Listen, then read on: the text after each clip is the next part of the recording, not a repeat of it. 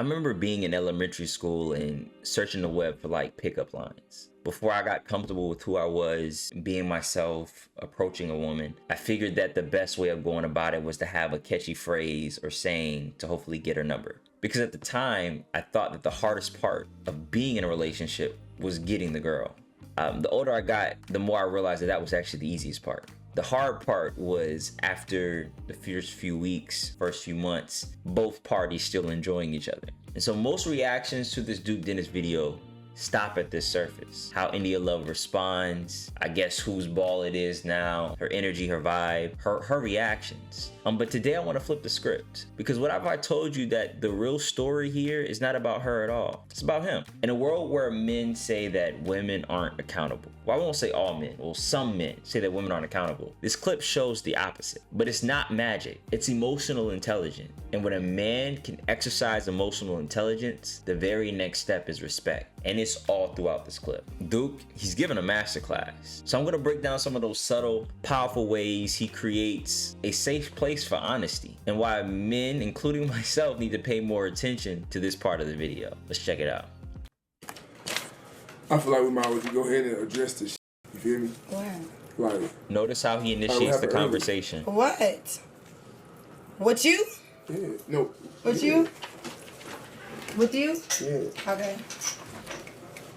So I was talking to Shorty, light skin. Yeah. Boom, chopping it up. Right. You sitting on the bench. Right. Which is like, you know what you're talking about? Well, outside, yeah. Yes. You peeped, and then you told her pull up. I think that's what I remember. I like that word. Yeah. Think. I think that's what I remember. I could be wrong. Of course. I definitely could be wrong. But for a almost fact, you told her to come to you. So spoiler alert, she was wrong in terms of what she saw versus what had happened. But he didn't try to correct her in the moment. Because right now it wasn't about getting the facts straight. And this is an issue that I've messed up on a ton of times and still do at times, where when she might be expressing, or your partner might be expressing maybe how they feel about something that happened, and they may be wrong in terms of what happened. If that's the case, that she's wrong in what happened, one thing that's for certain is that she's never wrong in how she feels. By interrupting her, that would have been a confusing point. She wouldn't have felt that he was correcting the fact, rather than he was dismissing how she was feeling. And so I think that was just a point thing to notice out, that spoiler alert, she is wrong, and he's going to explain what really happened. But this wasn't the time to try to correct her record of events, because she's reframing the events in alignment with how she feels. Right or wrong, that is just what's happening. And a lot of times that is what's going to happen. The focus is allowing her to finish how she's feeling and expressing how she's feeling, so that she knows that you're at least listening. I peeped that. I seen that. You don't have to I was there. So I'm like, okay. Then it went from y'all talking to her right here. Right here. Yeah, okay. You was sitting up here, and she was standing. Wait, what? Okay. If we were Okay, look, boom. You sitting on a bench like this. Okay. She pull up with this leg. What? Yes. I seen that. I got 20/20 vision. Me too. So she pull up. I'm like, I know, right? You know what? Mm-hmm. I feel like this is too crucial of a moment not to use words. You know what? What? You know what? You said I know. You know what? You know what the you was doing. You seen me right there. Right or right? Right or right? Did you see me right there? Did you see her next to me? Right or right? Yeah. Notice how she kind of escalates, but how he doesn't react to her escalation. And the reason why is because he's not taking her expression personally, which shows that he has a level of emotional control, as well as is going to communicate to her that he's not defensive. And that's a very key point, to not come off defensive or not to be defensive. And one way of doing that is to not take either what she's saying or how she's expressing herself personally. For sure. Did you call her near you? Did she just gravitate towards you through a magnet, or did you say something and did you give her an eye? Did you give her a signal? or did she did it on her own? Tell me. So this is why conversations are really important. Mm-hmm. You can talk, you can figure it out, Mm-hmm. and you can come to a common ground on Mm-hmm. what was right, what was wrong. Exactly. Mm-hmm. So I didn't call her over there. So she locked eyes with you and came over. Yeah, she came over because she missed my class. You're a professor, so you should know. She thought. No, she came over and she said, no, who was that? Somebody said, you missed his class. She said, yes, I did. It wasn't on purpose. But, you know what I'm saying, she rescheduled it though. You know what I'm saying? Because she wasn't there. And so, yeah, and then, you know what I'm saying, somebody was beside me. And then she was like, you know, can I have a hug? I'm like, yeah, we I good. don't know. We can communicate. I don't know. But I'm like, we good though. Like, she said, we good. I'm like, we good. Good, like, what that mean? Like, y'all good? No, like, I told her, like, just make sure you reschedule it. Like, make sure you make up my class, because, like, you're going to fail. So, boom. The hug, which was completely platonic, number one, you feel me? The hug was platonic. It's just a motherfucking hug at the end of the day. I bet you feel like it's a motherfucker at the end of the day. But anyways, boom. Not to try to invalidate It's your okay. feelings. And Appreciate that. yeah, for sure. But So they have, obviously they see it differently, right? To him, the hug was platonic. To her, it was more than that. And she does antagonize him a little bit by mocking him.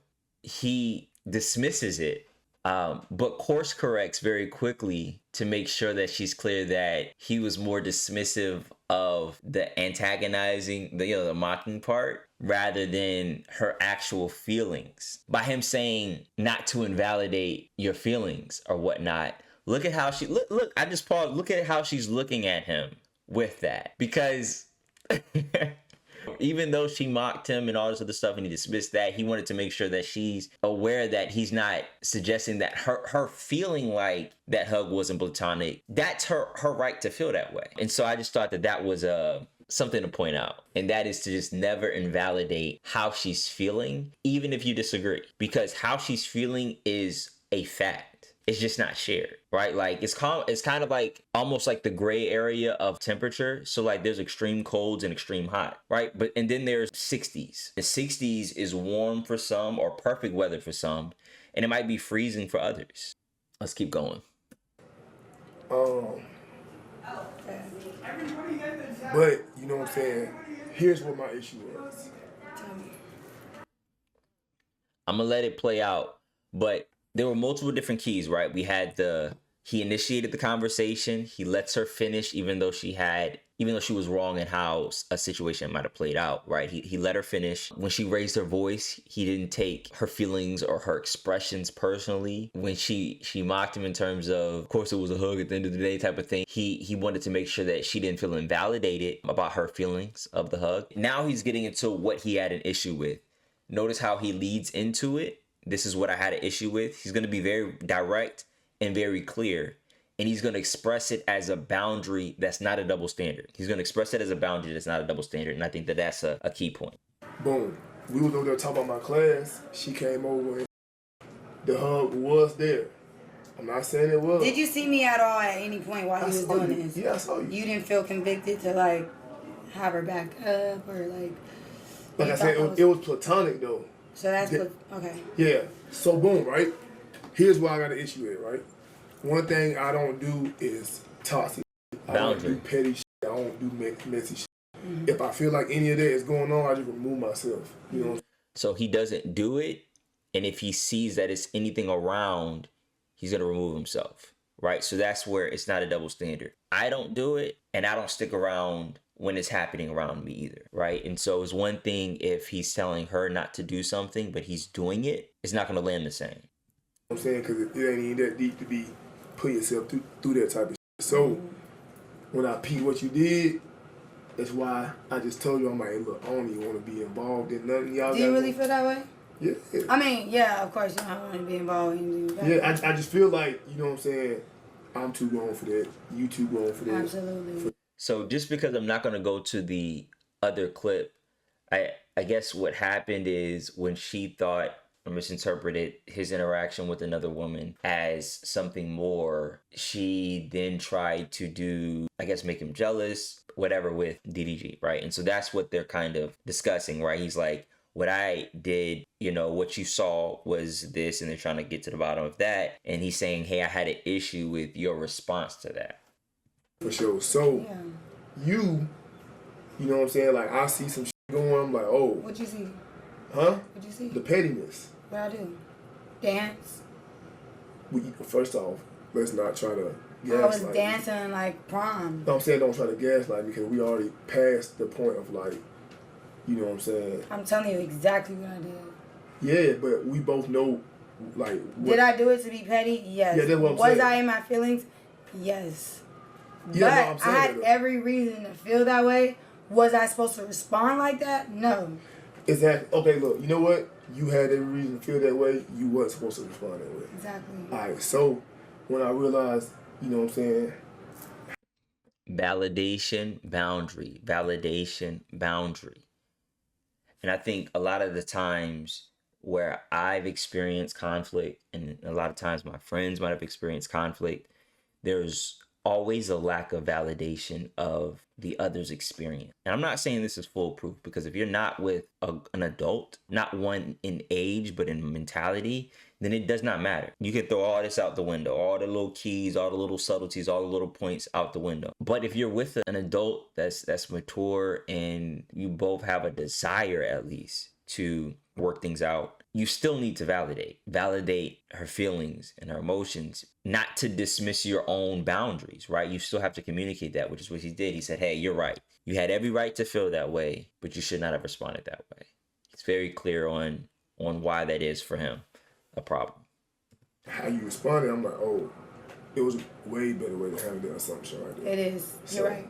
You know what I'm saying? I apologize. Yeah. I made a scene. I did some extra that I was like young. That should have, been passed. But, you know what I'm saying? I take accountability on, like, what it looked like. Mm-hmm. So, thank you. Yeah. I apologize, too. I did way too much. Yeah. But, you know what I'm saying? So, that's really it. Really, this is what every couple, I'm not saying they're a couple, I have no idea what's going on, but I think this is what every partnership would desire, is for there to be a mutual understanding and for mutual accountability. And I think that there are often times where either side may not necessarily be meeting the other person in the middle. And I just think that this was a very, very great example of what it looks like to be emotionally intelligent. And I know there's going to be some people in the comments or just people in their own mind being like, hey, you saw all the mocking or the raising the voice. And the truth of the matter is, there are some men that have the nerve to want to lead in the relationship but go tit for tat, and that's just not how it works. It's just not how it works. So it's like, if every time she raises her voice, you want to raise your voice, or every time she mocked him, now he has to mock her. Like, the very fact that he did not go tit for tat was going to position him in the conversation to be a leader in the relationship. Like I said, I don't know what they got going on, but I think that if a man desires to be a leader within the relationship, he cannot go tit for tat, even if justified, because that's not what leaders do.